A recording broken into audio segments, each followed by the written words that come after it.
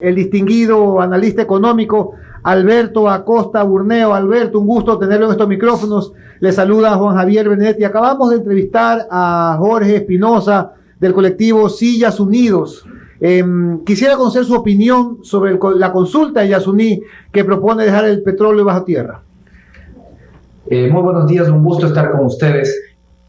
Yo creo que el Ecuador en este momento está frente a dos fenómenos absolutamente destructivos. Uno de ellos es un fenómeno del Niño que potencialmente puede destruir una gran parte de la producción en la costa.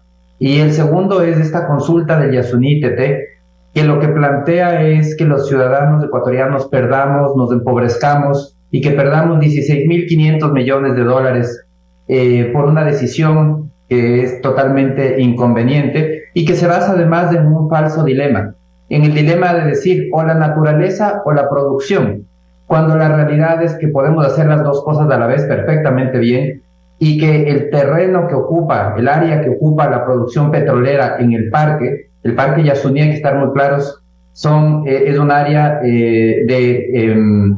un área muy grande, es un área de más de 800.000 hectáreas, de las cuales apenas 80 hectáreas están ocupadas para la producción petrolera. Entonces, solamente por 80 hectáreas se quiere decir que tenemos que dejar la producción y acabar con el cuarto bloque petrolero del Ecuador.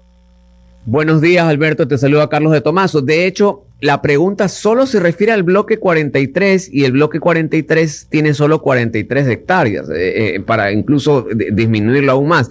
Ahora, Alberto, me llama la atención mucho la diferencia de las cifras que maneja el grupo Yasunidos de afectación con las cifras que maneja o ha presentado el ministerio, que habla de 1.200 millones de dólares por año, calculando por los barriles que actualmente se explota. Porque hay que decirlo, el bloque 43 ya está en funcionamiento, ya se hizo la carretera, ya se puso la planta. El efecto de la pregunta sería cerrar la llave. Entonces ya es un poco, como decíamos, a la vista extemporáneo. ¿Cuál es la realidad de las cifras, Alberto Acosta, tú que eres un gran analista? Saludos.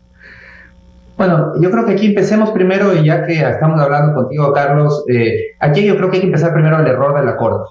Hay un error que va a ser muy costoso para el país. El error de la Corte es aceptar una pregunta sin entender o sin reconocer que han pasado 10 años y que las circunstancias han cambiado. La pregunta en este momento es una pregunta equivocada. La pregunta no puede ser si es que quiere dejar el petróleo bajo tierra, porque hace 10 años no producíamos en esa zona. Ahí se podía hacer esa pregunta. En la actualidad existe producción, se han invertido 1.900 millones de dólares para producir en esa zona, y entonces la pregunta ya no tiene ningún sentido. La pregunta correcta sería: ¿quieres cerrar el cuarto bloque de producción petrolera del Ecuador?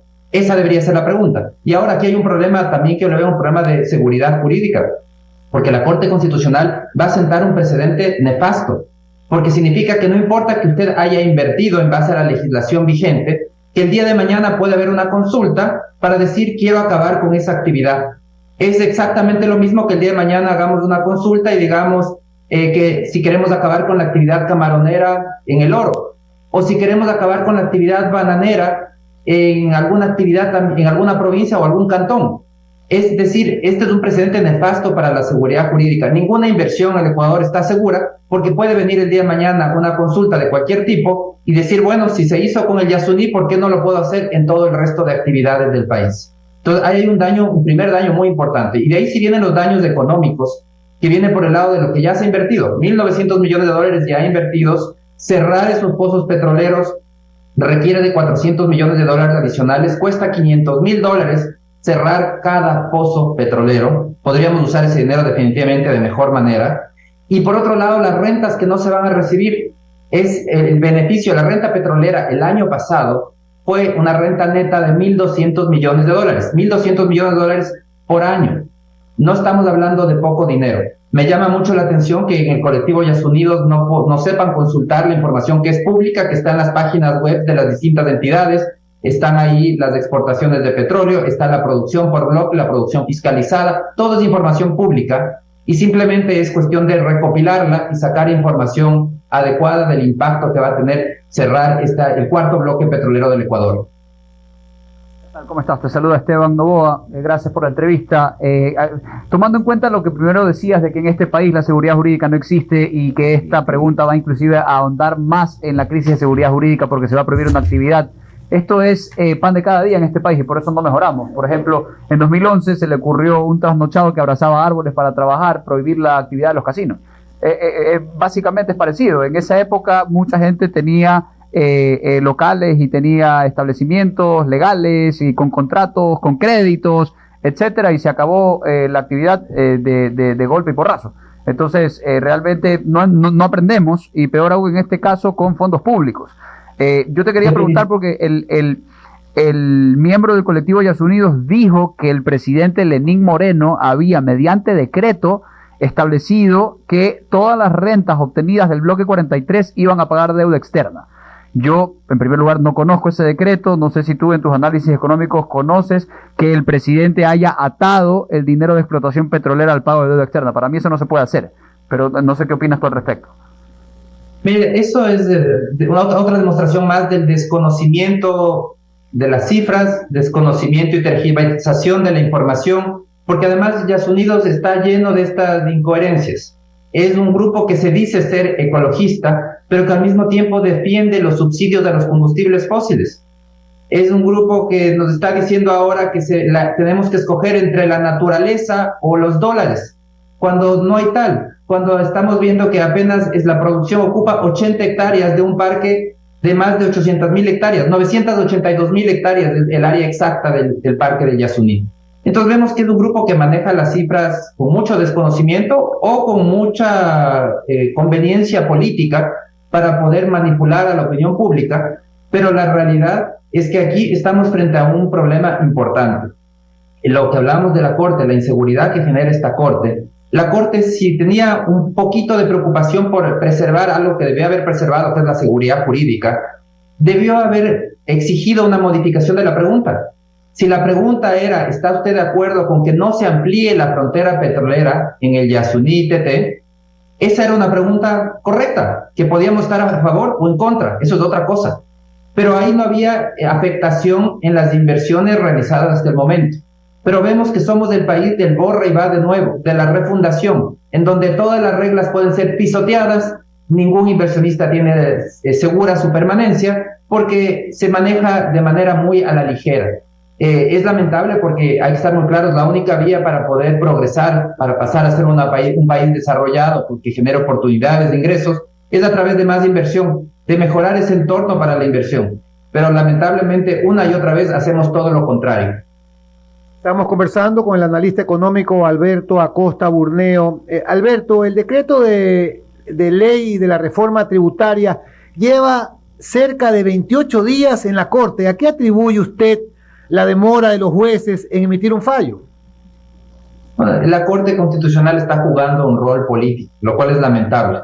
Es una Corte que está tratando de determinar la pertinencia del decreto, la oportunidad del decreto, la conveniencia, cuando esas no son sus funciones.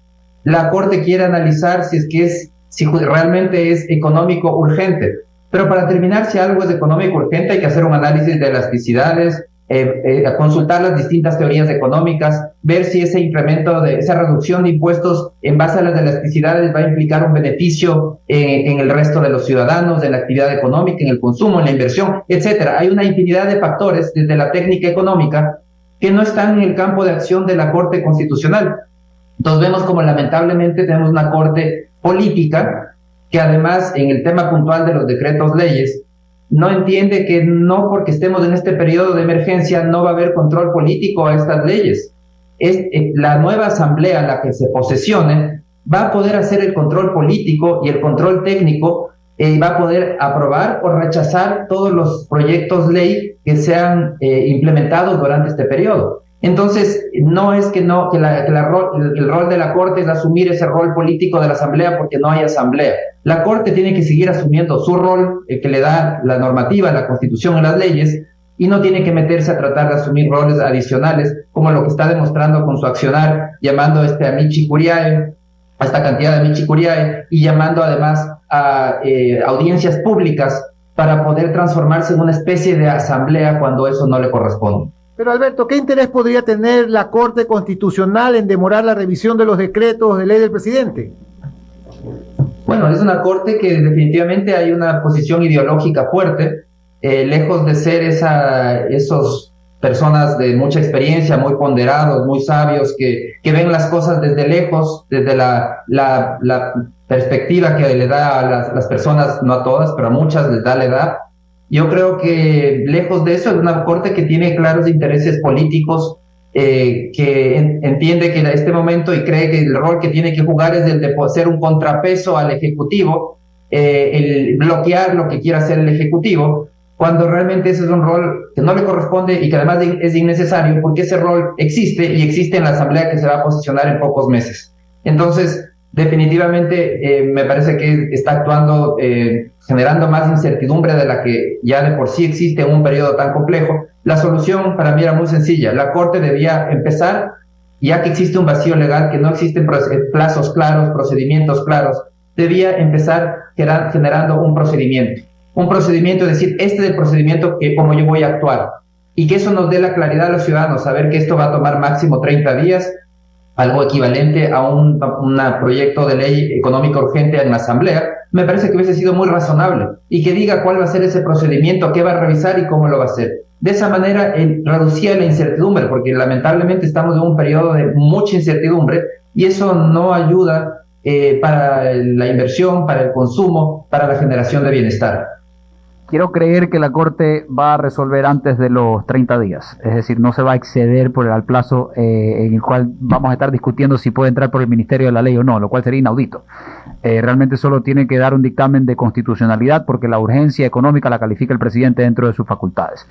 Alberto, quería preguntarte qué opinas respecto de estas, tú que sabes mucho más de esto, ¿qué opinas respecto de las opiniones de Cordes como dentro de sus análisis económicos, diciendo que el gobierno va a dejar la economía del país, la macroeconomía del país, que es por lo que más se ha preocupado, entiendo yo, va a dejarla peor que lo que la recibió, que va a dejar el Estado desfinanciado y que esta reforma tributaria que está tratando la Corte Constitucional para devolver los gastos deducibles a las familias va a perjudicar a la economía del país? ¿Qué opinas tú al respecto? Bueno, y esa es una visión que tiene Cordes desde una visión ideológica de socialdemócrata, en donde la alternativa, lo que hay que hacer es seguir creciendo el tamaño del Estado, un Estado que cada vez intervenga más en la economía y por eso necesita un Estado cada vez más grande. Y entonces dentro de esa lógica, lo único correcto, lo positivo es siempre subir impuestos. Más impuestos, esa es la ruta. Todo lo que implique reducir impuestos es negativo. Es falso que el presidente vaya a dejar una economía peor que la que recibió. Sí, hay grandes desafíos todavía, eso no hay como negar. Y por el lado fiscal, seguimos con un fisco adicto al endeudamiento. Este año va a necesitar $6,000 millones. El año empezó además muy mal, con un déficit fiscal, una caída importante en los ingresos petroleros y una elevación importante en los gastos por el lado de salarios, transferencias de la seguridad social y pago de intereses externos. Entonces hay una situación fiscal compleja, pero definitivamente la situación, si le vemos de una visión de largo plazo, vemos que las cosas han mejorado y que esa mejoría, ese poner en orden la economía nos ha tomado algún tiempo, no es una tarea concluida, pero las cuentas fiscales están mucho mejor de lo que eran hace un año, hace 2 años, hace 3, hace 4 o hace 5 años. Las cosas están mejorando, pero todavía hay un camino por recorrer y hay que entender que la sostenibilidad es un compromiso permanente. No es una tarea que uno la concluye y se acabó. No, es un compromiso que tiene que ser a largo plazo, en donde el país todavía tiene mucho por hacer porque todavía tenemos un exceso de gasto frente al nivel de ingresos. Pero la lógica y la respuesta que plantea Cordes es, la solución es, siga subiendo impuestos, siga cargándoles a los ciudadanos con el costo de un Estado que gasta mal, que gasta con baja calidad, que no prioriza, que tiene muchísimas ineficiencias y poca transparencia. Y yo considero que esa es una visión equivocada, esa no es la salida. Necesitamos un Estado que gaste mejor, es decir, un Estado que priorice en lo importante y que deje de gastar en aquello que no es importante. Entonces la reducción del gasto público no es reducir por reducir, es que tenemos que reducir aquello que no le agrega valor al ciudadano, porque vemos que la realidad es que el Estado año tras año sigue elevando su nivel de gasto y al mismo tiempo los servicios públicos están deteriorando su calidad. Al mismo tiempo no hay medicamentos en los hospitales. Entonces la salida no viene por el lado de seguir botando más plata, sino de gastar mejor. Es cambiar de paradigma. No es la cantidad de gasto lo importante, sino la calidad del gasto.